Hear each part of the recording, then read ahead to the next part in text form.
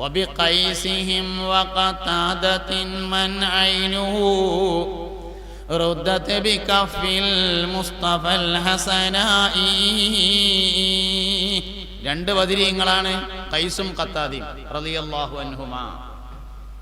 രണ്ടും വലിയ സംഭവമാണ്. ഖൈസ് റളിയല്ലാഹു അൻഹു,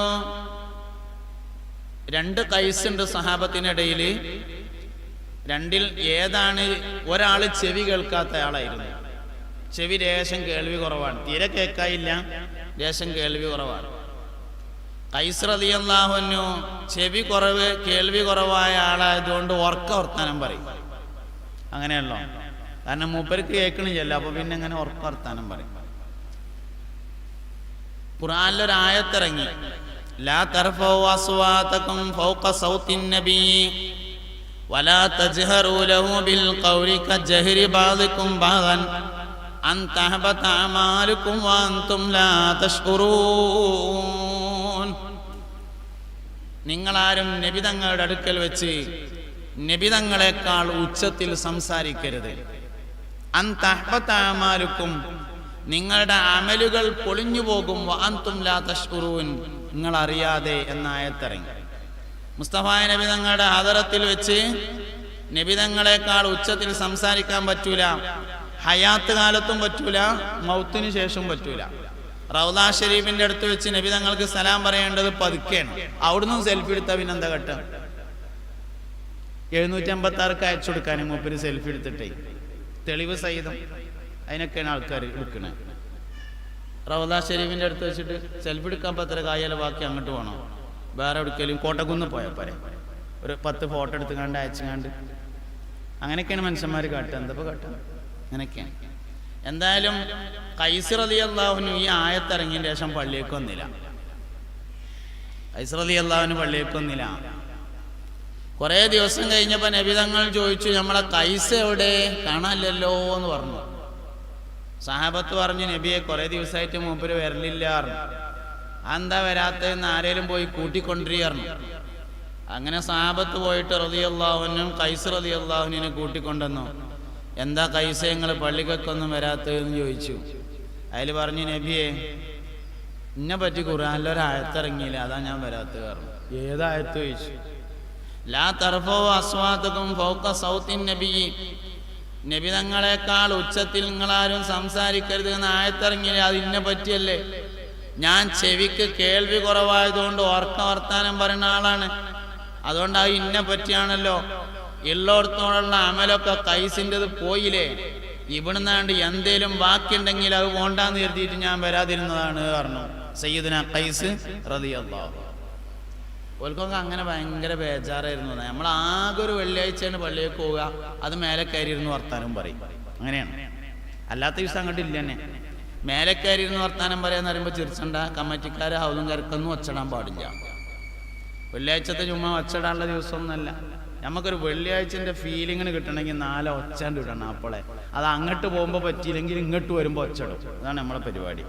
ഒച്ചടൽ വലിയൊരു നിലവാരമൊന്നുമല്ല. ഒരു മനുഷ്യന് ശബ്ദമില്ലാതെ എങ്ങനെയും പറയാൻ പറ്റുമെങ്കിൽ അതാണ് ഏറ്റവും വലിയ നിലവാരം എന്ന് പറയുന്നത്. അപ്പോൾ ഖൈസിന് പേടിയായി, മൂപ്പരെ പറ്റിയിട്ടാണോ എന്നാണ് തോന്നിയത്. പള്ളിക്കൊന്നില്ല. അപ്പം നബി തങ്ങൾ പറഞ്ഞു, ഖൈസേ നിങ്ങൾക്ക് ദണ്ണായതുകൊണ്ടല്ലേ, ആ ആയത്ത് നിങ്ങളെ പറ്റിയിട്ടൊന്നുമല്ല, നിങ്ങൾ വന്നോളി പറഞ്ഞു. അതിൻ്റെ ശേഷം ഖൈസ് റളിയല്ലാഹു അൻഹു പള്ളിയിൽ വരാൻ തുടങ്ങി. ഖത്താദ റളിയല്ലാഹു അൻഹു വേറൊരു സംഭവമാണ്. സയ്യിദുനാ ഖത്താദ റളിയല്ലാഹു അൻഹു കല്യാണം കഴിച്ചു, പെണ്ണെട്ടി. ആദ്യ രാത്രി വീട് കൂടുന്നതിൻ്റെ മുമ്പ് പള്ളിയിൽ നിന്ന് യുദ്ധത്തിനുള്ള വിളിയാളമുണ്ടായി. ഹയ്യാലൽ ജിഹാദ്, യുദ്ധത്തിലേക്ക് വരൂ എന്ന് പള്ളിക്കന്ന് ഇങ്ങനെ വിളിച്ചു. ആ സമയത്ത് ഖത്താദ റളിയല്ലാഹു അൻഹു വാളെടുത്തിട്ട് ഭാര്യയോട് പറഞ്ഞു, ഞാനിപ്പോൾ വരാം, പള്ളിക്കന്ന് യുദ്ധത്തിന് പോകാനുള്ള വിളിയുണ്ട് പറഞ്ഞു. അസ്സലാമു അലൈക്കും എന്നാണ് മൂപ്പര് ഇറങ്ങി യുദ്ധത്തിന് പോയി. നബി സല്ലല്ലാഹു അലൈഹി വസല്ലം തങ്ങൾ ഇങ്ങനെ ഒരു ഉയരമുള്ള സ്ഥലത്ത് ഇരിക്കുകയാണ്. അപ്പോൾ യുദ്ധത്തിൽ പ്രധാനമായും നടന്നത് അമ്പെയ്ത്തായിരുന്നു. അമ്പെയ്യാണ് നടക്കുന്നത്.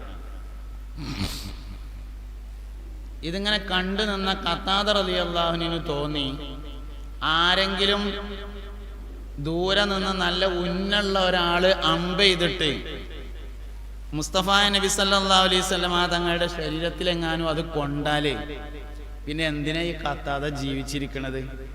അതുകൊണ്ടൊരു കാര്യം ചെയ്യാം. നബി തങ്ങൾ ഇങ്ങനെ ഇരിക്കണതിൻ്റെ മുന്നിൽ ഖത്താദ റളിയല്ലാഹു അൻഹു മറയായിട്ട് ഇങ്ങനെ നിന്നു. കൊള്ളുകയാണെങ്കിൽ എനിക്ക് കൊണ്ടോട്ടെ എന്ന് എഴുതിയിട്ട് ഇങ്ങനെ നിന്നു. കൊണ്ടത് ഖത്താദ റളിയല്ലാഹു അൻഹുവിൻ്റെ കണ്ണിലായിരുന്നു. കണ്ണിൽ അമ്പ് വന്ന തറച്ചേക്കിന് ആ അമ്പ് പറിച്ചിങ്ങെടുത്തപ്പോൾ അതിൻ്റെ ഒപ്പം കണ്ണുകൊണ്ട് പോന്നു. ആ കണ്ണിങ്ങനെ കയ്യെ പിടിച്ചിട്ട് നബിൻ്റെ അടുത്ത് ഇങ്ങനെ തിരിഞ്ഞിട്ട് പറഞ്ഞു, പൊന്നാര നബിയെ, ഞാൻ പുതിയ പെണ്ണെട്ടിയതാണ്. എൻ്റെ ഭാര്യയോടൊപ്പം ആദ്യ രാത്രി കഴിഞ്ഞിട്ടില്ല നബിയെ. എങ്ങനെയാണ് ഞാൻ കണ്ണില്ലാതെ പെരേക്ക് പോകുക? എനിക്കിൻ്റെ കണ്ണ് മടക്കി തരണം നബിയേ, എനിക്കിൻ്റെ കണ്ണിന് തിരിച്ചു കിട്ടണം എന്ന് പറഞ്ഞു. മുസ്തഫ നബി തങ്ങൾ പറഞ്ഞു, ഇതൊക്കെ തിരിയാൻ ഞാൻ നേരത്തെ പറഞ്ഞ ആൾക്കാർക്ക് മാത്രമേ ഉള്ളൂ കേട്ടോ. അതിൻ്റെ ഇടയിൽ ഇങ്ങനെ പറയണം. എന്താ വെച്ചാൽ ഇപ്പോൾ പറയേണ്ട ഒരു കാലമാണെന്ന് തോന്നുന്നുണ്ട്, അതുകൊണ്ട് പറയണം. ഇതൊക്കെ മനസ്സിലാണെങ്കിൽ നേരത്തെ പറഞ്ഞ ആരാ നിങ്ങൾക്ക് ഓർമ്മ ഉണ്ടാവും. ഓർക്ക് ഇനിയിപ്പോൾ ഞാൻ ഇടയ്ക്കിടയ്ക്ക് ഇങ്ങനെ പറയേണ്ട വെച്ചിട്ടാണ്, ഓർക്ക് ഇതൊക്കെ മനസ്സിലാവുള്ളൂ. അല്ലെങ്കിൽ അങ്ങനെ നബിനോട് കണ്ണ് മടക്കി തരാനൊക്കെ പറയാൻ പറ്റുമെന്ന് തോന്നും. എന്തായാലും ഖത്താദ പറഞ്ഞു, എനിക്കിതിന് തരണം എന്ന് പറഞ്ഞു. മുസ്തഫ നബി തങ്ങൾ പറഞ്ഞു, ഖത്താദ, നിങ്ങൾക്ക് ഈ ഒരു കണ്ണിന് പകരമായി നാളെ സ്വർഗത്തിൽ 2 കണ്ണ് തന്നാൽ പോരെയോ ഖത്താദ? സ്വർഗത്തിൽ 2 കണ്ണ് തരിക എന്ന് പറഞ്ഞാൽ സ്വർഗത്തിലാക്കുക എന്നാണ്. കാരണം കണ്ണ് മാത്രം സ്വർഗത്തിലും ബാക്കി വേറെ എവിടെയും ഉണ്ടാവില്ലല്ലോ. നെരിയാണിക്ക് താഴെ അഹങ്കാരിയായി വസ്ത്രം വലിച്ചിഴച്ച് നടക്കുന്നവന്റെ വസ്ത്രം നരകത്തിലാണ് പറഞ്ഞാൽ ഓൻ പിന്നെ എവിടേക്കാരം? ഓ നരകത്തിൽ തന്നെയാണ്. അതാണ് ആ പറഞ്ഞതിന്റെ അർത്ഥം.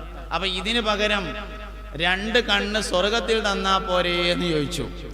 സയ്യിദുനാ ഖത്താദ റളിയല്ലാഹു അൻഹു പറഞ്ഞു, പൊന്നാര നബിയെ, എനിക്ക് ഈ കണ്ണ് ഇവിടെ നിന്ന് മടക്കി തരണം, അല്ലാതെ വീട്ടിലേക്ക് പോകാൻ കഴിയില്ല നബിയേ.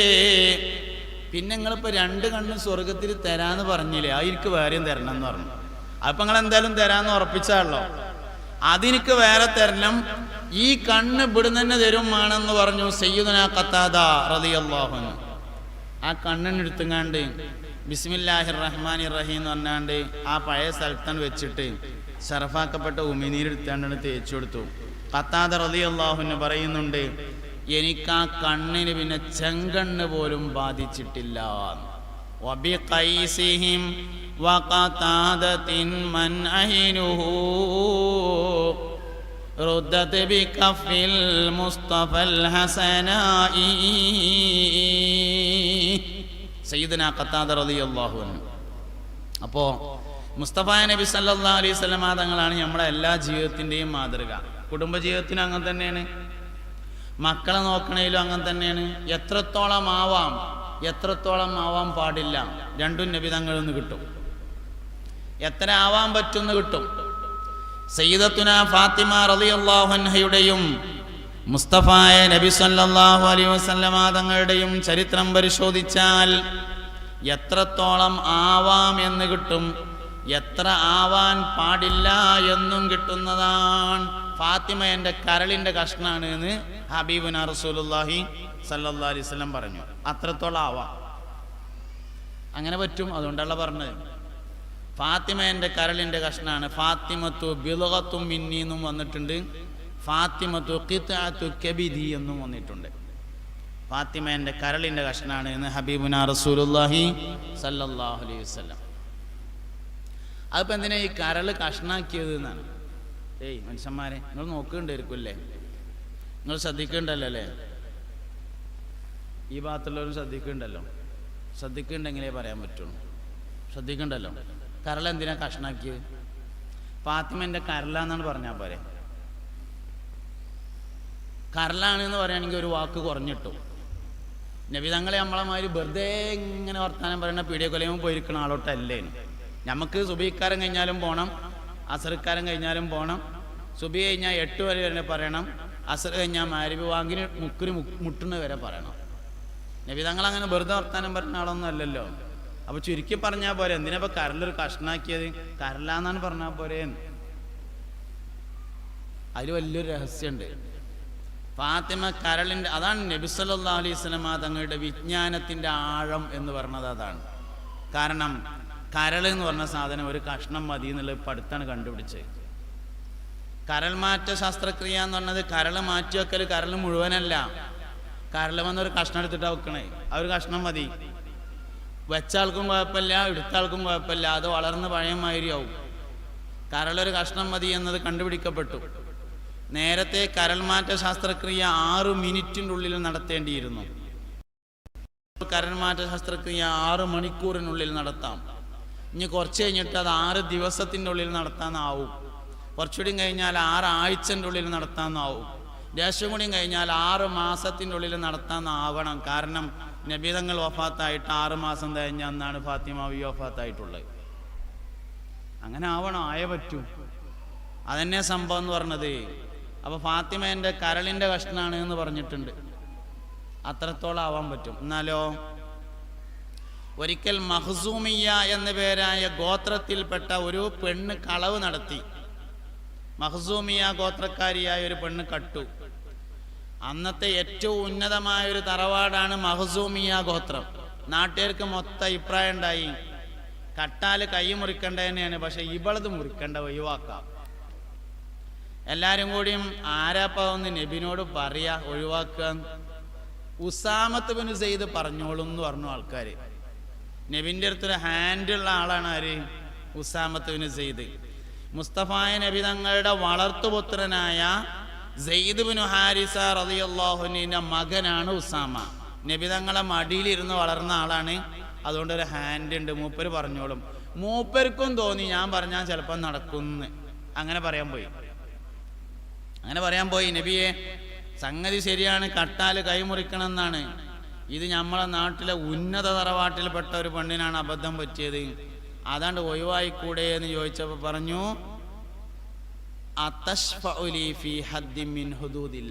അള്ളാന്റെ ഒരു തീരുമാനം നടപ്പിൽ വരുത്തണ്ടെന്നാ ഇജ്ജ് പറഞ്ഞേ. ലൗ അന്ന ഫാത്തിമ ബിന്തു മുഹമ്മദിൻ സറഖത് ലഖതഅതു യദഹാ. മുഹമ്മദിന്റെ മകൾ ഫാത്തിമയാണ് കട്ടതെങ്കിലും അള്ളാഹുവിന്റെ ശിക്ഷ ഞാൻ നടപ്പാക്കുന്നതാണ്. എത്രത്തോളം ആവാൻ പറ്റും, എത്രത്തോളം പറ്റൂല, രണ്ടും ഫാത്തിമാവിന്ന് കിട്ടും. ഒലക്ക ചെരിച്ചിടാൻ പറ്റൂല എന്നർത്ഥം. കുത്തി നിർത്തുകയാണെങ്കിൽ എല്ലാവർക്കും കുത്തി നിർത്തുക, ചെരിച്ചിടുകയാണെങ്കിൽ എല്ലാവർക്കും ചെരിക്കുക. അങ്ങനെയാണ്.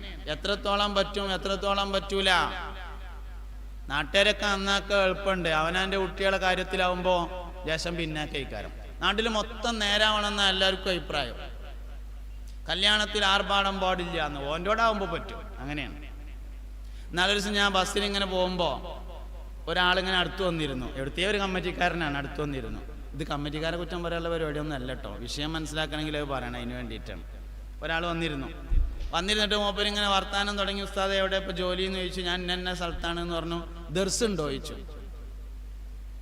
ഇല്ല, ദർസൊന്നും ഇല്ല പറഞ്ഞു. ആ പള്ളിക്ക് ദർസുണ്ടോ ചോദിച്ചു. ഇല്ല, പള്ളിക്ക് അപ്പോൾ ദർസൊന്നും ഇല്ല പറഞ്ഞു. അതിൽ മൂപ്പര് പറഞ്ഞു, ഇപ്പം എവിടെയും ദർസില്ലേ, ആരും കുട്ടികളെ ഓതാൻ പറഞ്ഞേക്കണില്ല. പള്ളിക്ക് ദർസൊക്കെ ആകെ പൊളിഞ്ഞു. നാളെ പിറ്റേന്ന് ഇസ്ലാം ദീനിൻ്റെ കാര്യമൊക്കെ ആരാ നോക്കുക എന്നുള്ളതിൽ വലിയ ബേജാറാണെന്ന് പറഞ്ഞിട്ട് മൂപ്പര് അലാഖിൻ്റെ വർത്താനമൊക്കെ കഴിഞ്ഞേക്ക് ഞാൻ ചോദിച്ചു, നിങ്ങൾക്ക് എത്ര ആൺകുട്ടികളുണ്ട് എന്ന് ചോദിച്ചു. മൂപ്പര് പറഞ്ഞു 3 ആളുണ്ട് പറഞ്ഞു. 3 ആൺകുട്ടികൾ. എന്തൊക്കെയാ പണി ചോദിച്ചു. ഒരാൾ അക്കരമേണ്, ഒരാൾ ഇക്കരമേണ്, ഒരാൾ നടുക്കിയാണ്. ഒരാൾ അക്കരമേണ്, ഒരാൾ ഇക്കരമേണ്, ഒരാൾ നടുവിലാണ്.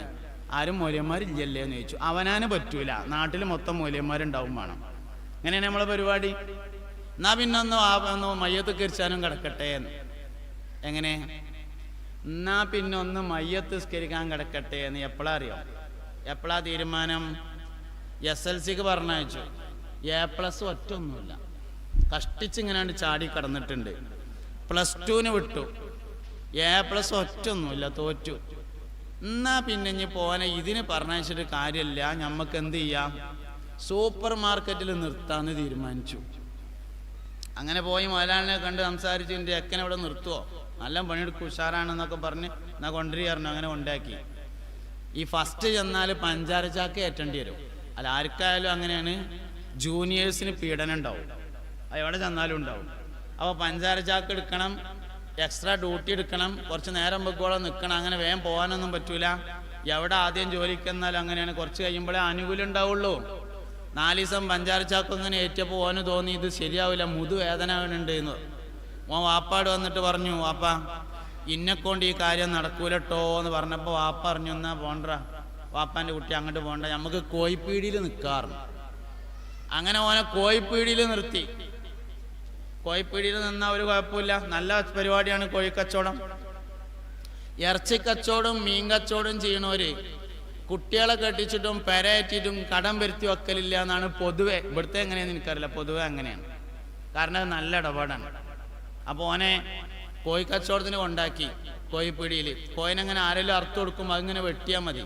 8 കഷ്ണാക്കിയിട്ട് 16 കഷ്ണാക്കിയിട്ട് അങ്ങനെ പ്രത്യേകമായിട്ട് ഇങ്ങനെ വെട്ടി 2 ദിവസം കൊണ്ട് പഠിക്കാൻ പറ്റും. ഓ അങ്ങനെ വെട്ടി, കുഴപ്പമൊന്നുമില്ല, മേത്ത് ചോരാവും എന്നുള്ള പ്രശ്നം മാത്രമേ ഉള്ളൂ. നല്ല തുണിങ്ങൊപ്പായെടുത്ത് പോയി വരുമ്പൊക്കെ ചോര. അവസാനം ഓൻ വാപ്പാട് പറഞ്ഞു, ഇപ്പം ഇന്നെക്കൊണ്ട് ഇത് നടക്കൂലട്ടോ, നമുക്ക് വേറെ എന്തെങ്കിലും നോക്കുക എന്ന് പറഞ്ഞാൽ വർക്ക്ഷോപ്പ് കൊണ്ടാക്കുക. അടുത്ത പരിപാടി കാറും ബസ്സും ജീപ്പൊക്കെ നേരാക്കുക, സൈക്കിൾ നേരാക്കുക, മോട്ടോർ സൈക്കിൾ നേരാക്കുക. നല്ല പരിപാടിയാണ്, ഒരു കുഴപ്പമില്ല, മനുഷ്യന്മാരെ സഹായിക്കലാണല്ലോ.